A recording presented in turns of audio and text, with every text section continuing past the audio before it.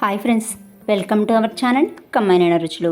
నేను ఇవాళ బీట్రూట్తో ఎటువంటి హడావిడి లేకుండా సింపుల్ అండ్ టేస్టీగా బీట్రూట్ని అస్సలు ఇష్టపడని వాళ్ళు కూడా చాలా ఇష్టంగా తినేలాగా ఫ్రై చేసి చూపించబోతున్నాను.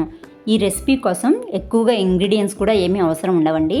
అన్నీ సింపుల్ ఇంగ్రీడియంట్స్, పైగా మనకి ఇంట్లో డైలీ అవైలబిలిటీలో ఉండేవి ఉంటాయి కాబట్టి ఎక్కువ హడావుడి లేకుండా సింపుల్ అండ్ క్విక్గా ఈ రెసిపీని తయారు చేసుకోవచ్చు. టేస్ట్ అయితే చాలా చాలా బాగుంటుంది.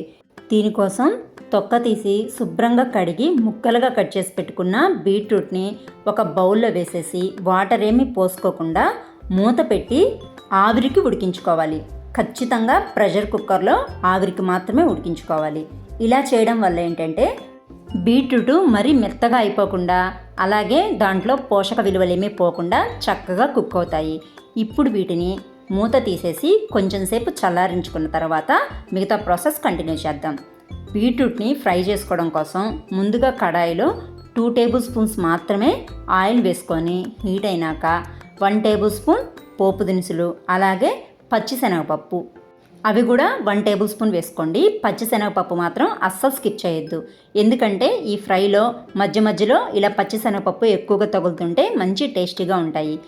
ఒకవేళ మీకు ఈ పచ్చిశనగపప్పు ఇష్టం లేకపోతే వాటి ప్లేస్లో జీడిపప్పు అయినా వేసుకొని ఫ్రై అయినాక ఒక రెమ్మ కరివేపాకు కూడా వేసేసుకొని మనం ఆవిరికి ఉడికించుకున్న బీట్రూట్ ముక్కల్ని వేసేసి హై ఫ్లేమ్లో కనీసం ఒక 3-4 నిమిషాలు ఫ్రై చేసుకోవాలి. ఖచ్చితంగా హై ఫ్లేమ్లోనే ఫ్రై చేసుకోవాలి, ఎందుకంటే బీట్రూట్ని మనం మూత పెట్టి ఉడికించుకున్నా సరే దాంట్లో వాటర్ క్వాంటిటీ కాస్త ఎక్కువగా ఉంటుంది కాబట్టి కొంచెం వాటర్ వస్తాయి. ఆ వాటర్తో సహా మనం కడాయిలో వేసుకొని ఆ వాటర్ అన్ని ఎవాపరేట్ అయిపోయేదాకా హై ఫ్లేమ్లోనే కలుపుకుంటూ ఫ్రై చేసుకోవాలి. ఈ వాటర్ని తీసేసి ముక్కల వరకే వేసుకొని ఫ్రై చేసుకోవచ్చు కదా అనుకుంటే పొరపాటేనండి. ఆ వాటర్లోనే పోషక విలువలు కూడా బోలెడన్ని ఉంటాయి కాబట్టి వాటర్ని కూడా ఖచ్చితంగా కడాయిలోనే వేసి అవన్నీ ఎవాపరేట్ అయిపోయేదాకా హై ఫ్లేమ్లోనే ఉంచి ఫ్రై చేసుకున్నామంటే చక్కగా 3-4 నిమిషాల కల్లా వాటర్ అన్నీ ఇంకిపోయి ఇలా చక్కగా డ్రైగా తయారవుతాయి ముక్కలు.